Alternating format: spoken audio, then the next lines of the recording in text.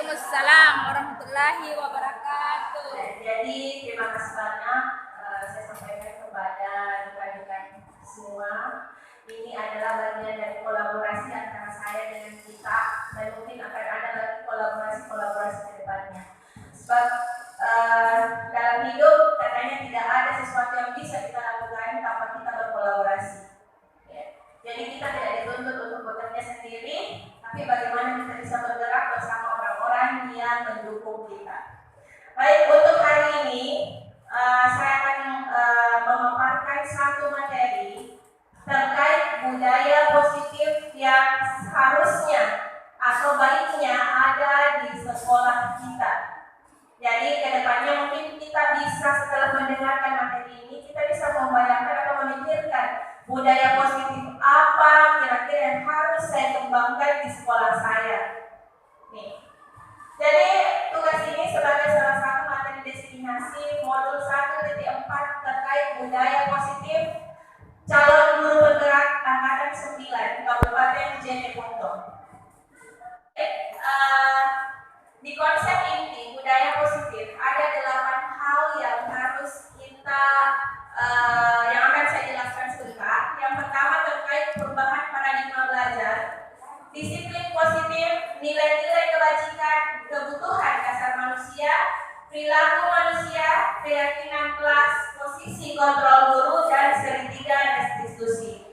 Namun dari ke-8 topik yang tampil di depan, yang ada di depan, ada beberapa topik yang mungkin saya akan melakukan pendalaman materi di situ. Untuk materi disiplin positif dan nilai-nilai kebajikan itu hanya sekilas karena pada dasarnya muatan kontennya itu sama. Baik, kita langsung masuk kepada perubahan paradigma belajar. Pembelajaran dengan paradigma baru. Pembelajaran dengan paradigma baru merupakan pembelajaran yang dirancang berdasarkan prinsip pembelajaran berdiferensiasi. Ya, jadi apa yang kita terapkan sekarang, apa yang pemerintah harapkan sekarang kita lakukan itu merupakan bagian dari perubahan paradigma dari kurikulum yang sebelumnya berkurikulum ke-13 diubah menjadi kurikulum merdeka. Sebab seperti ini Bapak Ibu, dalam menerapkan paradigma baru, seseorang tidak akan bisa berubah jika kita tidak mengubah cara pandang kita tidak mengubah alur berpikir kita. Sebab tingkah laku manusia itu sangat dipengaruhi oleh paradigma berpikirnya.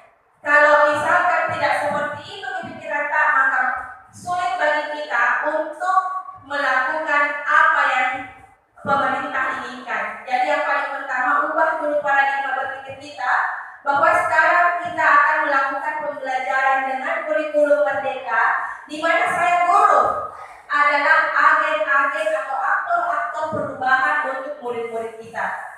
Jangan dikatakan selalu terpaku dengan ganti presiden, ganti pasti lagi aturan, ganti presiden, ganti kurikulum. That's okay, tidak apa-apa ganti presiden, ganti kurikulum, tetapi kita sebagai agen perubahan ikutlah kurikulum yang diterapkan.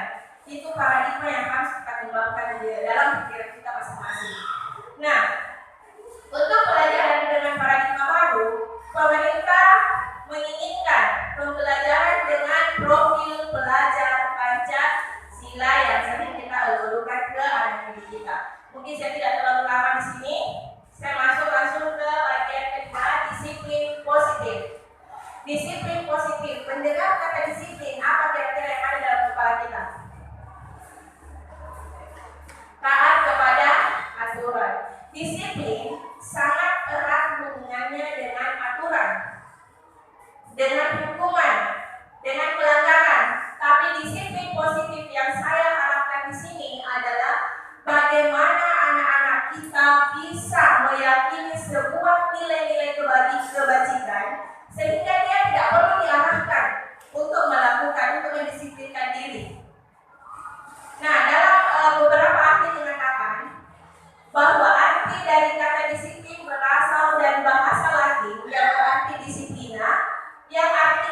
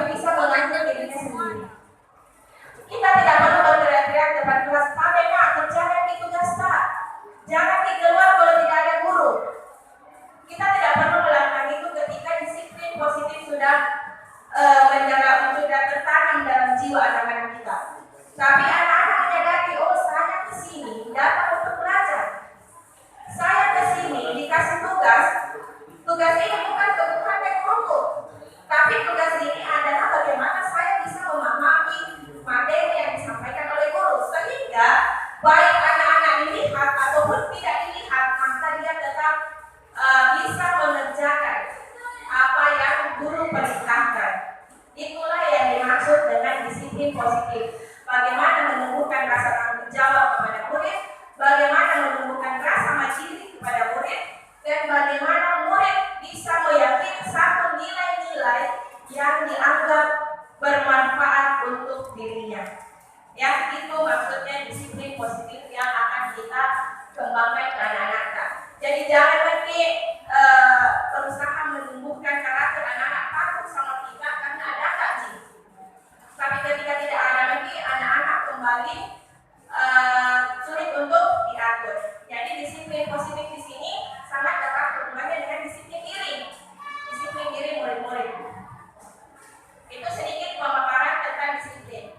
Disiplin positif merupakan salah satu cara penerapan disiplin yang bertujuan menumbuhkan kesadaran serta memberdayakan peserta didik tanpa imbalan atau reward atau penghargaan. Jadi anak-anak itu melakukan sesuatu memang murni karena sadar ini penting bagi saya.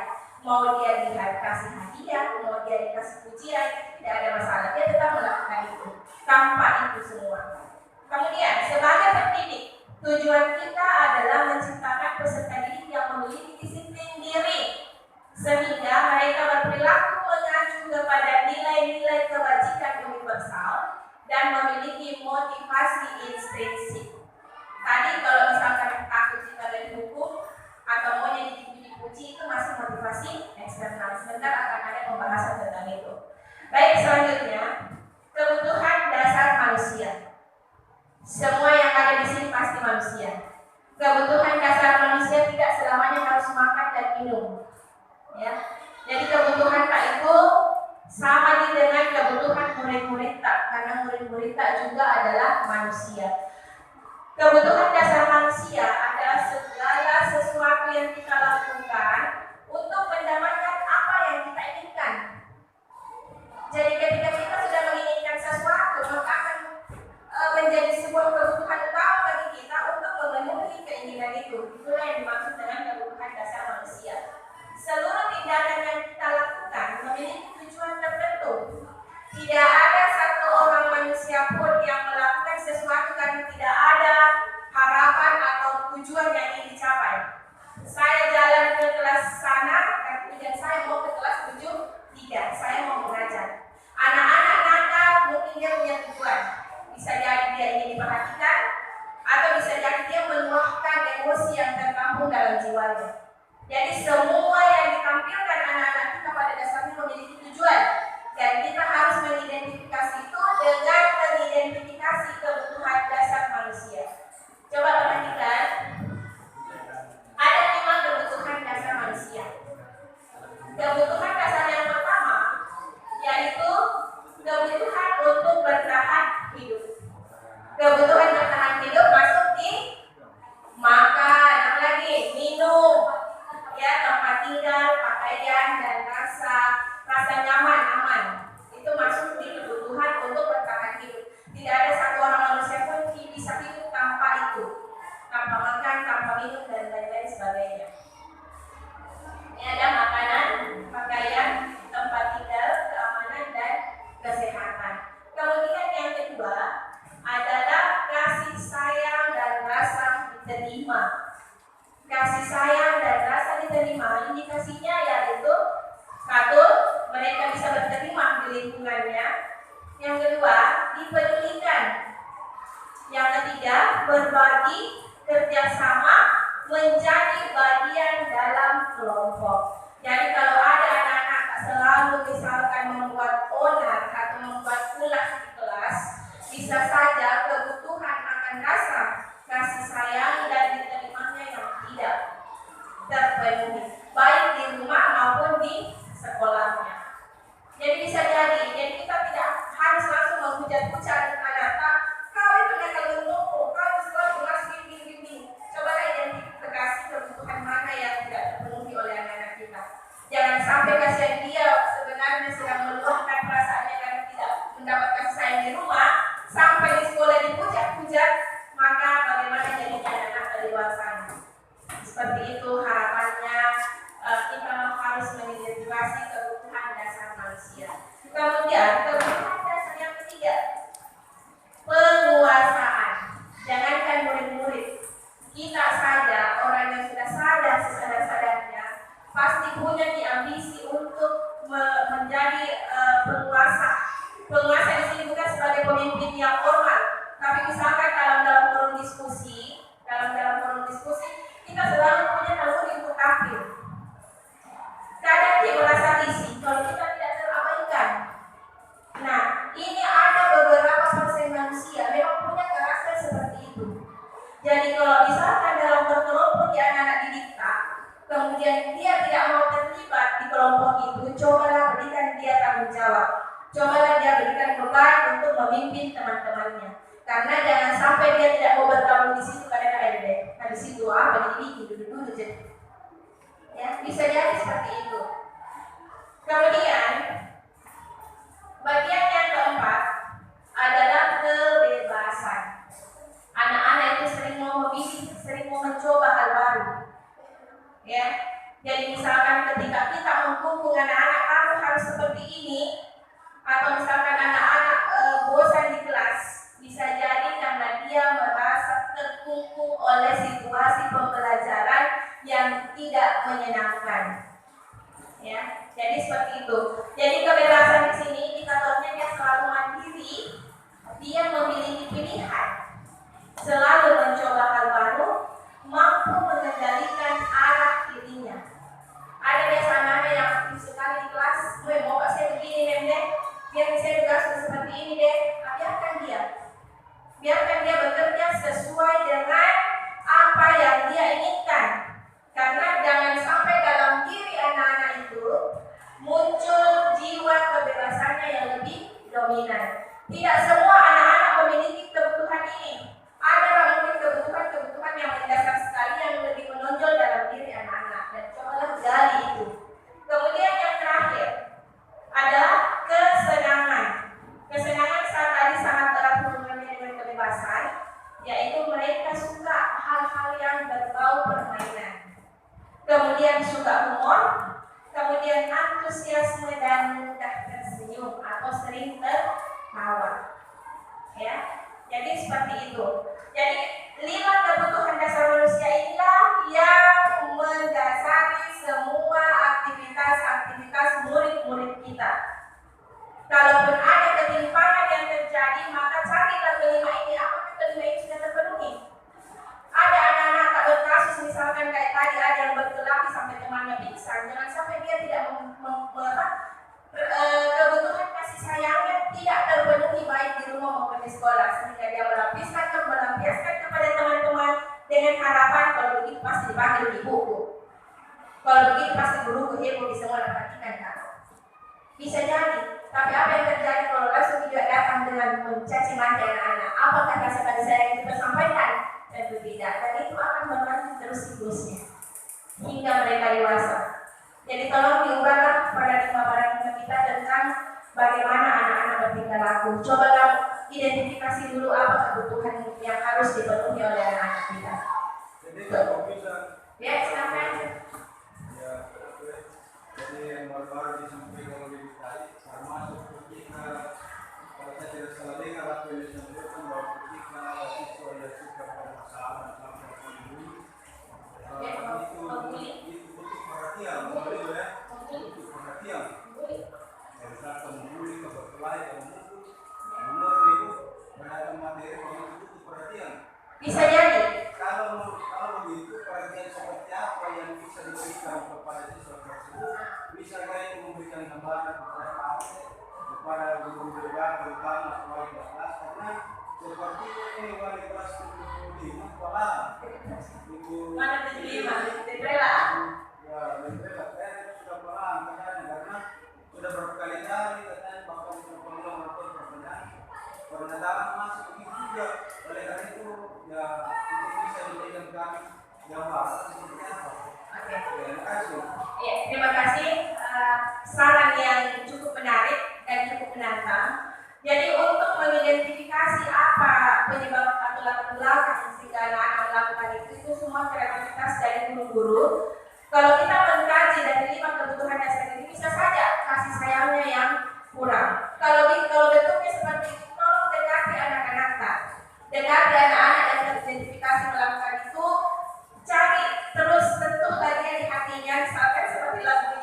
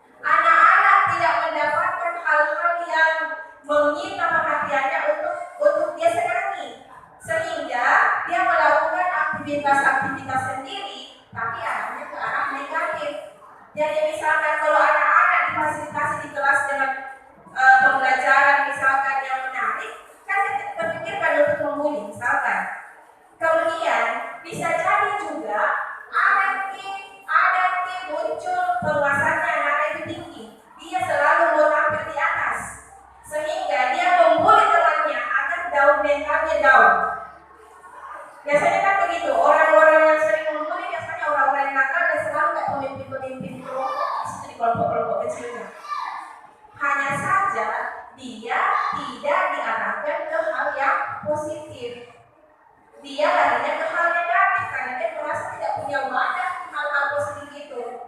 Coba nggak misalkan kalau ada anak-anak yang nakal didekati, berikan dia tanggung jawab dari ketua kelas, atau jadikan dia satu misalkan kita bentuk tim di kelas, saya tahu nggak, saya tunjuk nih sebagai timnya anti bully di kelas Pak.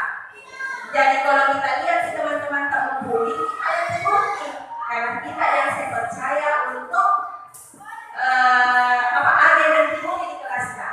Berikan dia kekuasaan seperti itu. Jadi dia merasa oh saya ini anunya nggak ketuanya nggak anti bully di sekolahku. Jangan sampai memang dia itu punya naluri penguasaan yang tinggi. Jadi silakan nih beruji coba kira-kira di mana. Diagnosa dulu lah.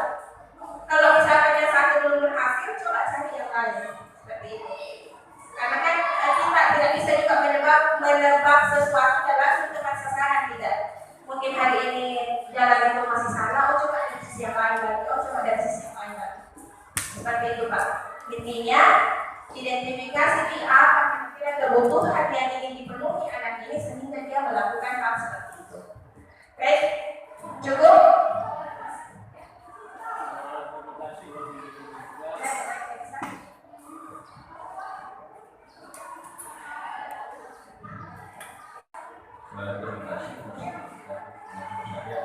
Terima kasih masih saya tadi yang kita ini materi luar biasa yang menarik tadi dapat saya simak bahwa kita lihat dengan bagaimana kemerdekaan seperti persoalan kemudian ini sudah menjadi fenomena umum di sekolah. Mungkin juga harus menerapkan begitu Pak. Ketika anak diminta belajar cara sendiri, berpikirnya sekali tadi bagus sekali. Ketika terjadi anak-anak bahwa anak terbentuk itu kesadaran dan menjawabnya, kita perlu tadi dengan disiplin positif logika.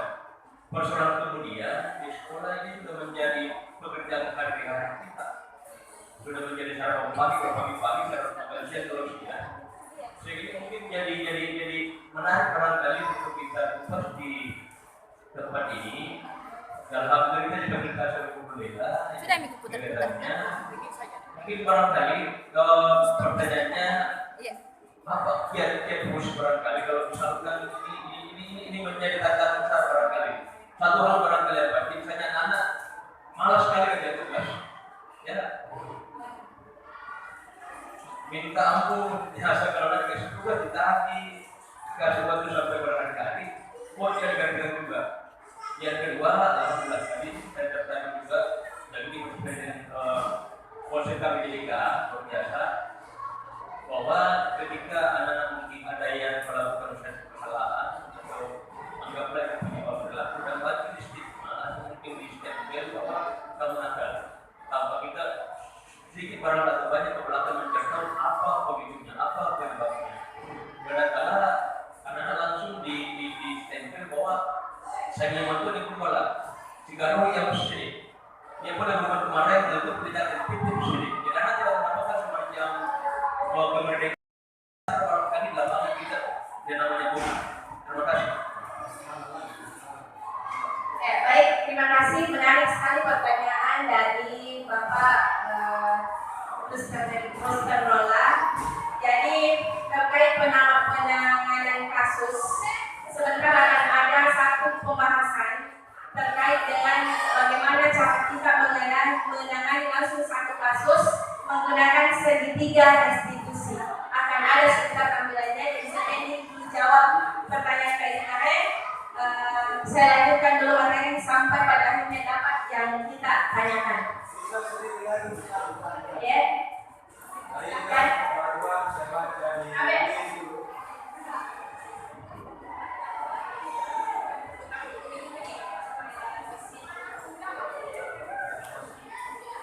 Terima kasih banyak untuk Bapak ini.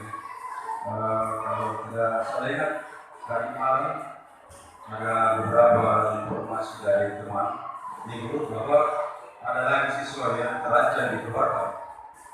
Karena sudah disampaikan beberapa hal tadi bagaimana mengatasi siswa yang bermasalah. Menurut Ibu,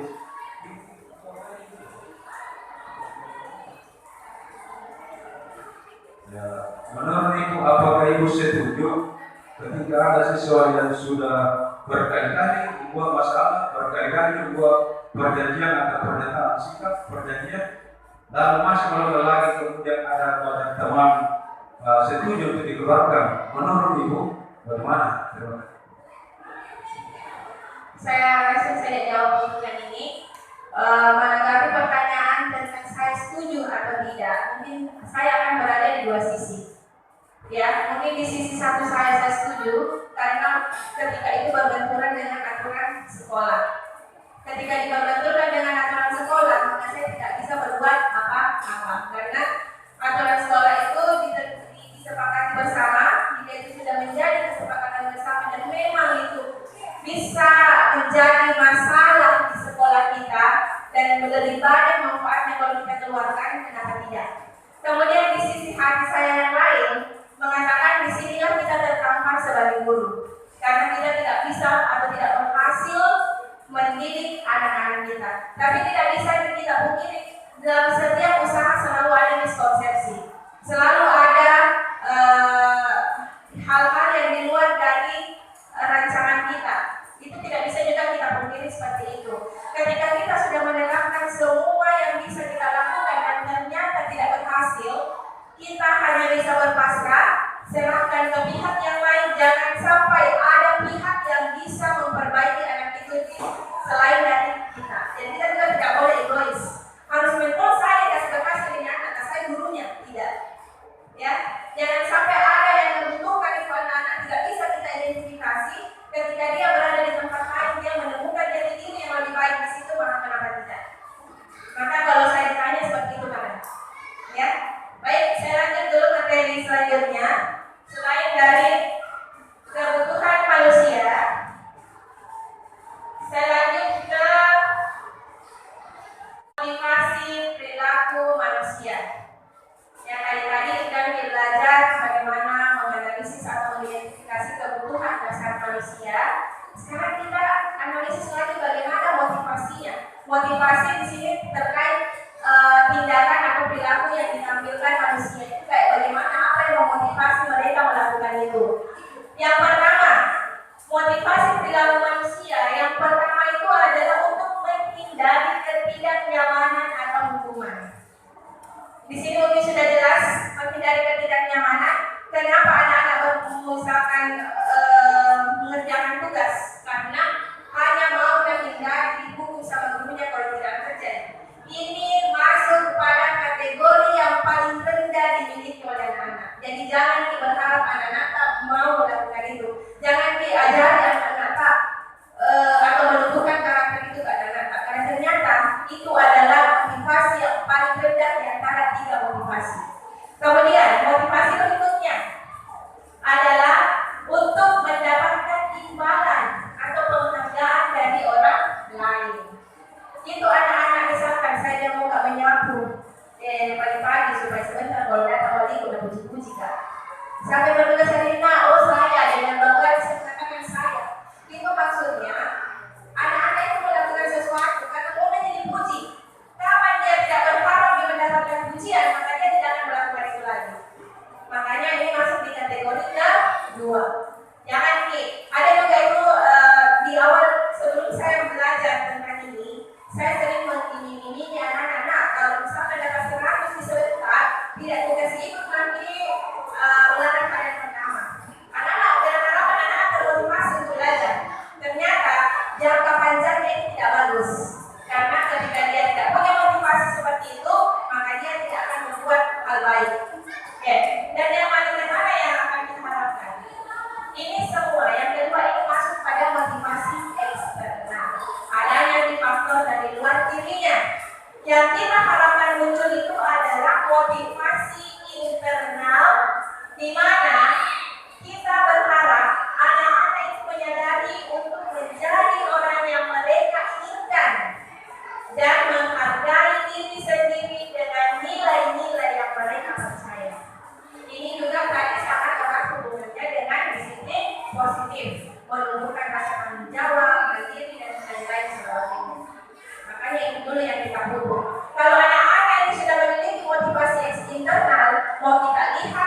mau kita tidak lihat, anak-anak tetap melakukan itu karena dia menyadari bahwa itulah yang terbaik untuk saya. Selanjutnya, ini ada sedikit penjelasan tentang hukuman, konsekuensi, dan restitusi. Hukuman yang sering kita berikan kepada anak itu bentuknya tidak terencana. Jadi sedikit perbedaan, jangan bedanya antara hukuman dengan konsekuensi. Kalau konsekuensi, anak-anak melanggar sesuatu itu, tapi nggak tahu kalau saya tidak kerjakan tugasku, sudah memang bilang menunggu, bilang sebentar kalau besok kalau tidak kerja tugas, Kak, saya nunggu di lapangan. Itu anak-anak sudah tahu konsekuensinya. Itu bukan bentuk hukuman sebenarnya, itu adalah konsekuensi. Tapi kalau misalkan anak-anak datang ke kelas langsung begini, kau ada tugasmu? Tidak ada. Oh, pergi cuci WC. Itu tidak tahu anak-anak sebelumnya bahwa saya akan disuruh cuci WC. Kalau saya tidak kerja tugas, itu masuk dia dalam hukuman. Dan silakan identifikasi apa sebenarnya kita berikan kepada anak, apakah itu sebuah konsekuensi atau sebuah hukuman. Ini hanya pemaparan seperti itu saja. Kemudian kalau restitusi, sebentar, restitusi akan ada pembahasan lainnya, saya pilih saja ini. Kemudian, ini 5 posisi kontrol guru. Tapi perhatikan di bagian ini poin penting kita sebagai guru. Identifikasi diri kita, kira-kira kita masuk di posisi yang mana. Coba perhatikan. Yang pertama, posisi penghukum. Apakah kita seorang guru yang selalu menghukum murid? Tidak. Coba beda. Buktikan kalau kita tidak. Ciri-cirinya, orang yang selalu menghukum murid, orang yang berada di posisi penghukum, ciri-cirinya itu ketika ada suatu pelanggaran yang dilakukan oleh murid, maka dia langsung memberikan apakah tindakan berupa hukuman fisik atau langsung menghukum secara verbal, kata-kata. Kau tidak mencoba kau setiap hari ini, ya kan? Masih di situ, masih hukum. Kalau Fitri, masuk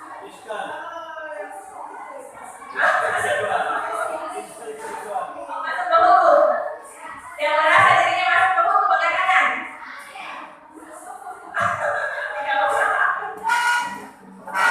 Iya. Jadi di situ memang kodratnya guru ada sebagai posisi penghukum. Tapi coba kita perhatikan sebentar setelah saya jelaskan ini kira-kira kita mau di posisi yang mana, ya. Kemudian yang kedua, membuat orang merasa bersalah. Yang bagaimana itu? Misalkan begini, kau dengar, berarti psikolog itu menjelaskan di depan, kenapa tidak mau perhatikan? Kau tahu itu yang salah. Tidak mengerti begitu jadinya. Nah, di situ maka posisi kita di situ adalah posisi yang membuat anak-anak merasa bersalah. Dan kita sebenarnya sering melakukan itu dengan harapan tersentil di hatinya itu anak-anak. Dan ternyata itu lebih parah daripada posisi penghukum.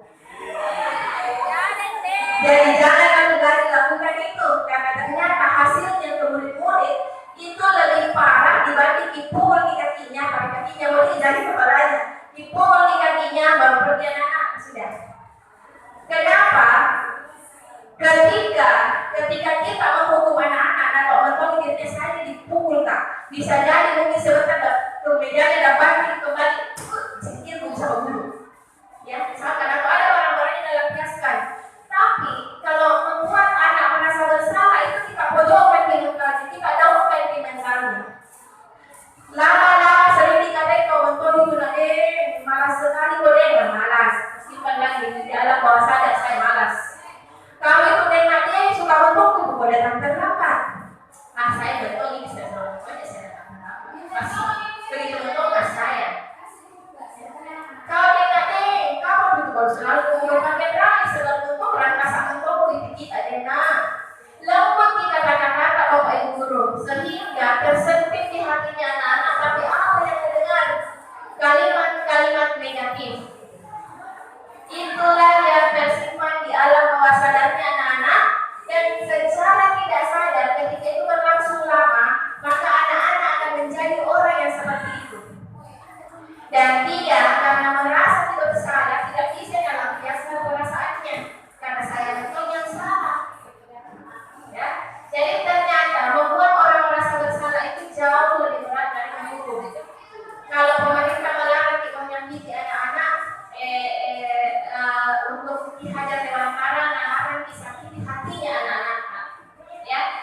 memberikan fisiknya adalah nanti menghukum, sakiti, kalau dihajar dengan kata hatinya yang nalar dan disakiti. Seperti itu, mudah-mudahan bisa di semua. Jadi ini harus sedikit. Iya, silakan.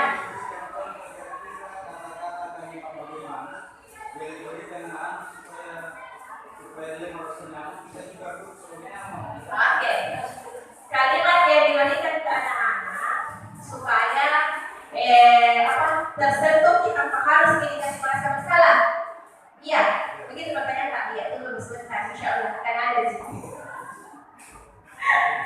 Oke, selanjutnya dulu, lanjut.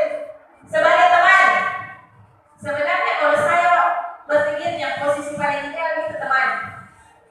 Ternyata masalah juga dijeleknya di teman. Jangan dibatasi seperti itu sekali. Walaupun teman boleh diterapkan sekali-kali, tapi jangan membiasakan itu ke anak-anak.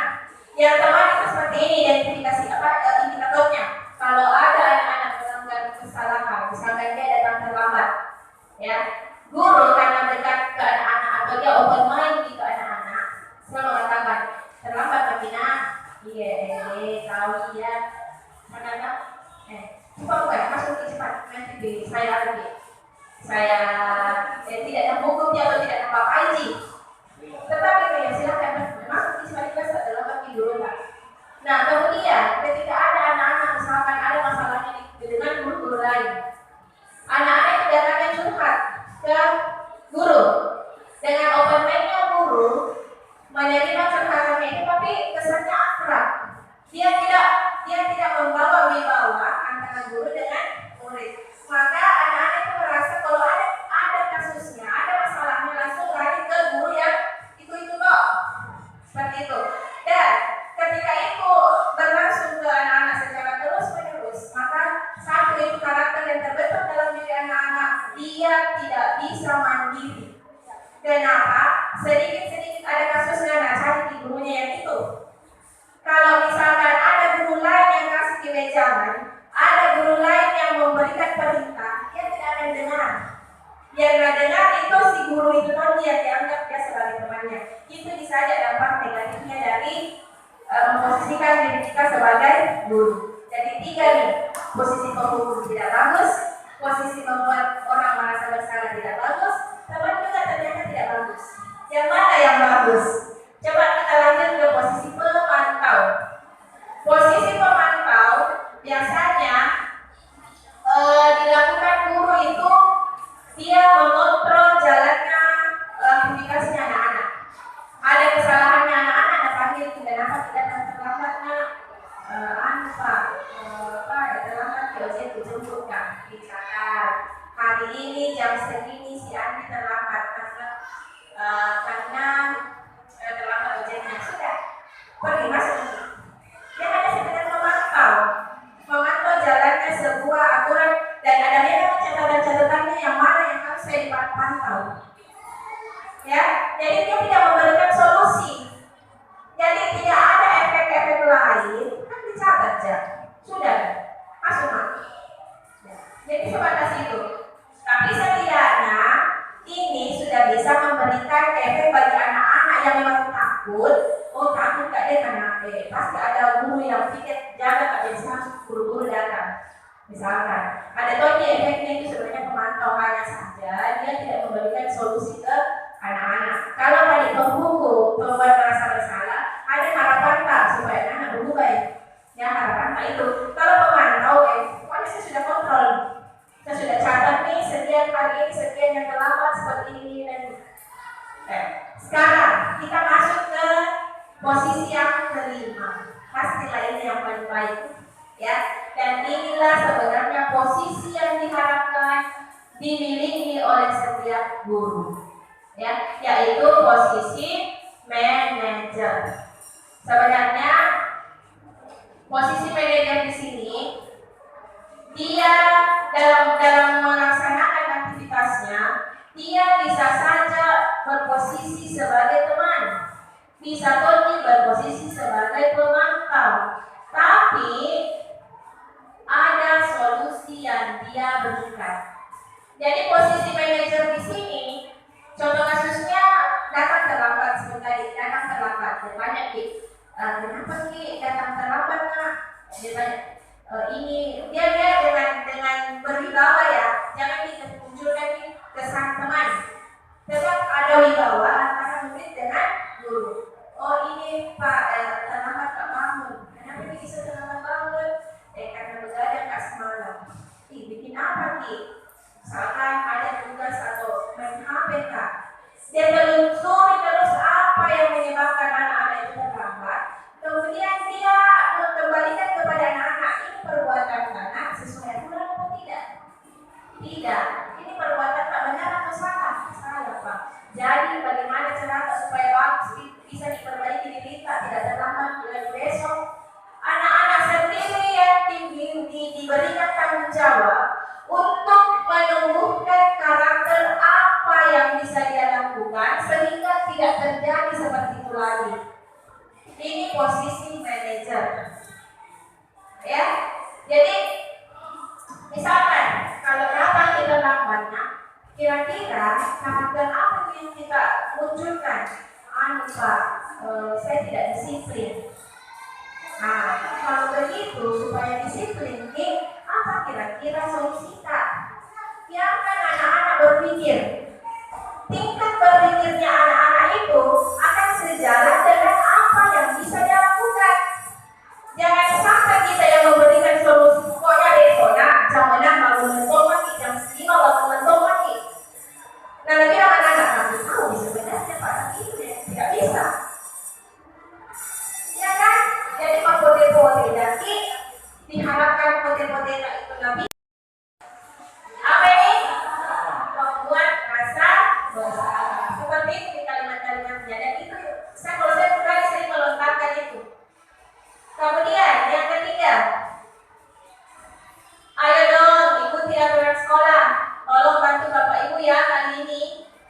Ya sudah, tidak apa-apa Cina. Sekali jangan lagi berbuat seperti ini. Kira-kira posisi apa itu? Posisi teman, manajer. Posisi teman. Dia akrab dengan anak-anak. Tidak ada wibawa-wibawa yang menumbuhkan anak-anak dengan kita. Betul sekali. Kemudian sebagai acuan atau landasan kita untuk mencari solusi akan permasalahan yang dihadapi. Adapun langkah-langkah dan adapun kata-kata yang sering terluka dan penerapan menstabilkan identitas. Yang pertama, berbuat salah itu wajar. Kemudian, tidak ada manusia yang sempurna. Ibu bapak tidak mau mencari siapa yang salah, tapi ingin mencari solusi apa yang kita butuhkan. Kemudian, kamu berhak merasa seperti itu. Wajar kalau kamu marah, misalkan ya. Jadi dengan kondisi seperti itu, dengan ungkapan-ungkapan seperti itu, anak-anak bisa tenang. Oh, tidak mau dia pergi di sini mau dipukul, tidak mau dia di sini mau pergi dimutih-mutih. Dia ditenangkan dulu. Kemudian untuk tahap kedua, kita masuk ke validasi tindakan yang salah. Disinilah kita mengorek-ngorek apa sebenarnya yang mendasari anak-anak sehingga dia melakukan hal seperti itu. Bisa jadi salah satu pemenuhan 5 kebutuhan dasar manusia yang tidak terpenuhi. Bisa jadi budaya disiplin positifnya belum terbentuk. Bisa jadi motivasi dari perilakunya ada yang timpang, misalkan. Jadi materi-materi itu semua terhubung di sini. Ungkapan yang sering muncul yaitu kamu pasti punya alasan mengapa kamu melakukan seperti itu. Jadi ditanya nih anak-anak, kenapa dia bisa pukul di teman anak? Oh, maka dia akan mengalir bercerita seperti ini. Sambil anak-anak bercerita, cobalah identifikasi apa kira-kira yang dibutuhkan oleh anak-anak ini. Kemudian selanjutnya, Joko, longgar. Asal itu. Iya. Yang ketiga saya percepat. Yang ketiga adalah penyanyikan keyakinan. Kalau sudah bercerita panjang lebar begini saya pukul kembali kita menanyakan apa keyakinan kelas yang sudah kita buat. Nah makanya perlu tadi kita belajar keyakinan kelas. Misalkan habis dia misalkan saja. Jadi kita pandu dia untuk menjawab keyakinan kelas yang tidak mau. Sampai keyakinan kelas dan saling menghormati sesama teman, saling menyayangi sesama teman. Kalau disebut itu ini. Nah sekarang dengan dipukul ini anak teman, apakah itu bukti kalau kita sayang dengan teman? Jangan sampai betul-betul perbuatan ini itu benar-benar dasar temannya dia larang melanggar temannya, atau ada kan anak-anak dasar karena jangan begitu salah begini-gini, tapi si anak yang dikasih tahu ini membangga sampai sehingga dipukul. Jangan sampai ada alasannya kalau kita begitu putih-putih ini padahal yang lain. Jadi tidak semua yang melakukan keburukan anak didasari oleh sifat yang buruk betul atau karakter yang buruk betul. Pasti tidak ada nanti, tidak mungkin ada anakku begini dan bagus karakternya anak. Dan kalau ternyata memang karena dia menyerapkan keyakinan kelas, hargai perbuatannya itu. Sekalipun dia memukul, hargai dulu. Oh, cocok tidak salah sebenarnya itu. Pertahankan hanya saja lain kali itu jangan bisa menurut teman enggak. Kenapa benar-benar seperti ini? Dia tak bagus, oke, supaya tidak salah jalan kita mata, tapi akhirnya anak teman tak masuk dia misalkan. Ya, pasti dia sadar oh iya, begini misalkan. Jadi itu tadi yang saya sampaikan, tidak semua perbuatan anak-anak itu didasari oleh hal negatif. Ada toh dia makan anak lagi. Sampai begini, kurang ajar begini. Silakan lagi improvisasi bagaimana solusinya. Sekarang sudah lagi itu bertanya lagi. Jadi bagaimana nih solusinya nak kalau begini nih? Tanya. Iya Ben, minta maaf Pak Nanti. Silakan kan? Ini yang terlongkar dari mulutnya sendiri. Kapan nih mau minta maaf? Setelah ini Bu, setelah ini Pak Iya. Jadi minta maaf. Jadi kedepannya bagaimana nih kira-kira kalau ada kasus seperti ini berjanji maklumen, tidak mau tidak lagi menghubung, kalau sudah sampai pada kasih tahu tidak mau mendengar nanti berlapor ke kita misalkan. Jadi biarkan ide-ide kreatif itu keluar dari mulutnya anak-anak supaya dan pasti yang terlontar dari mulutnya itu sesuatu yang dia bayangkan. Kalau kita di situ juga posisi kontrol dulu sebagai seorang manajer. Kalau masih kita pokoknya nak beres sebentar pergi mentok minta maaf. Ya, saya tidak mau tahu harus kau sebentar pergi minta maaf, cium di tangannya baru pelukin. Dia lakukan itu karena motivasinya adalah motivasi eksternal, takut dia dimarahi sebentar sama gurunya kalau tidak pergi minta maaf. Besok karena masih jengkel dia hantar lagi. Itu karena bukan kesadaran dari dalam diri. Jadi ini anak-anak dipandu di sebenarnya menggali apa yang bisa budaya-budaya positif, apa yang bisa dia kembangkan dalam dirinya. Saya rasa seperti itu untuk budaya positif yang saya sampaikan hari ini. Adapun satu video yang saya tampilkan, ini video yang saya sudah buat. Ini terkait segitiga restitusi, tapi masalahnya